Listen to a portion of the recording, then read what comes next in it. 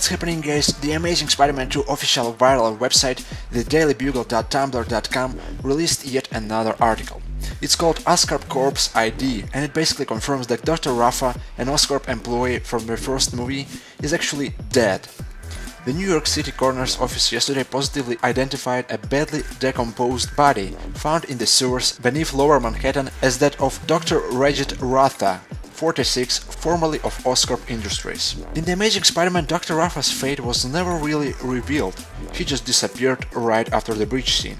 But his actual death was shown in one of the deleted scenes, where he was brutally murdered by a lizard. Now, since the official viral website confirmed that Ratha was killed by a lizard, does it mean that the deleted sewer scene is actually canon? Now, besides Ratha's death, this scene also had some interesting dialogue between Peter and Ratha. Do you have any idea what you really are? Listen, the possibilities are magnificent, beyond your father's wildest dreams. Dr. Ratha briefly explains to Peter that he's the first successful Oscorp's cross-species experiment, as well as giving us a hint that Peter's spider bite accident wasn't really an accident. I mean, this brief dialogue is now considered canon as well, since it takes place within this scene.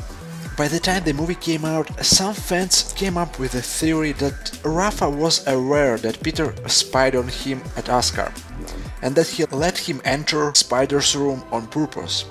This theory was based on a speculation that Richard Parker was experimenting with Peter's blood while Peter was still a child, and therefore he was able to get all his spider powers later on after the spider bite. Regardless, Dr. Ratha is dead, and I highly doubt that this will be referenced in The Amazing Spider-Man 2. But one thing for sure, since this scene is now considered canon, Ratha knew quite a lot about Peter and his Spider-Man transformation.